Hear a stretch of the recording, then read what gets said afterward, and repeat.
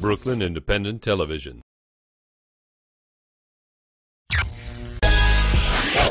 According to Bed-Stuy singer and educator Melisha Jessie, there is always room for growth, improvement, and possibilities. And who is Melisha?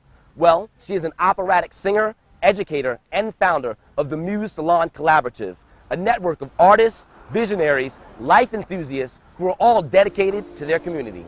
Let's check her out.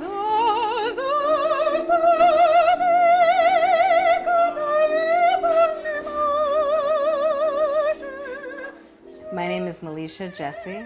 I sing opera, I sing jazz, musical theater, R&B, and I also work in education, arts education, administration, and consulting, and in community outreach. I started singing around the age of 7. I sang in church starting off, and I always wanted to have the solo. I always wanted to sing in harmony with the other singers. So singing was definitely a natural gift for me.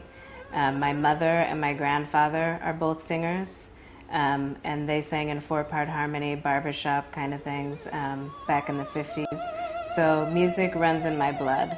And I went into thinking about opera around 17 when I was in high school choir. And we had a final project for a final exam, and my teacher asked me to sing a solo, and I wanted to be different, so I chose an Italian aria. The move to New York symbolizes some kind of transformation or some kind of pursuit of the true career, because most opera singers are here in New York. I made that move last year. So it's really, really a community. We have the Bed-Stuy farm here. We have Bread-Stuy, which is a real community center for a lot of people. Definitely this community has helped keep me alive. I don't think I could stay in New York if it wasn't for this family that I have here in Bed-Stuy. I'm really into bringing opera out of the box and bringing opera into the community. People do love opera, and a lot of them don't want to go to the theater necessarily or to the Met, and it's expensive. So I've kind of made myself the opera singer in Bed-Stuy, and just I go around and everyone knows that I'm the opera singer here, and it's really fun.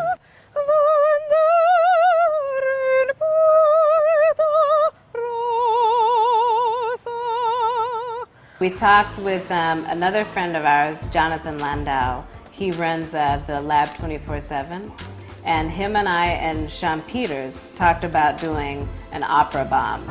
So we had this idea, like I should go sing opera in a roti shop or a bodega and just show up on the spot spontaneously and see how people react.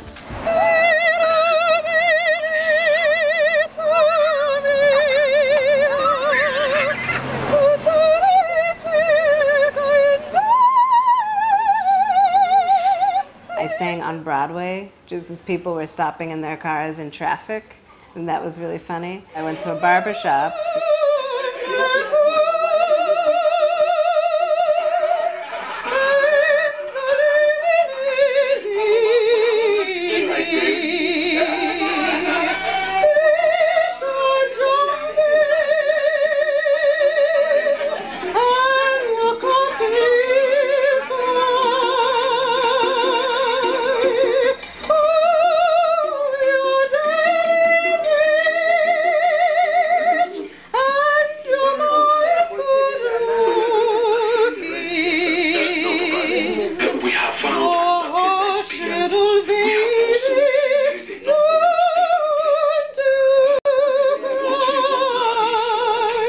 I've worked a lot in arts administration, and in that time I have grown to love it equally as much as I love to sing.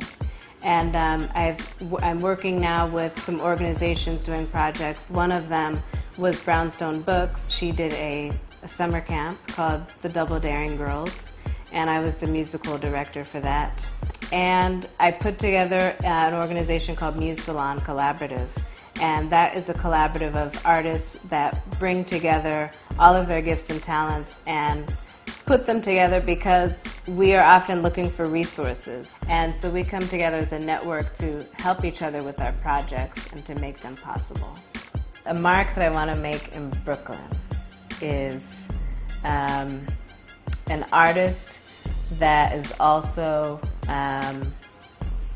a part of community and not just in my own bubble of my art form.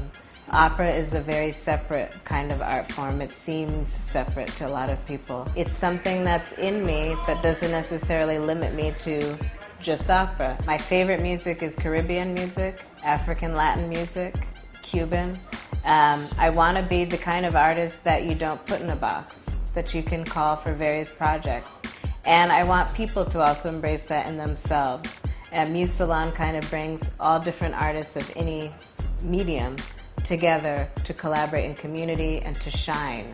And I really believe in shining as the uniqueness that you are and sharing that love of community with others.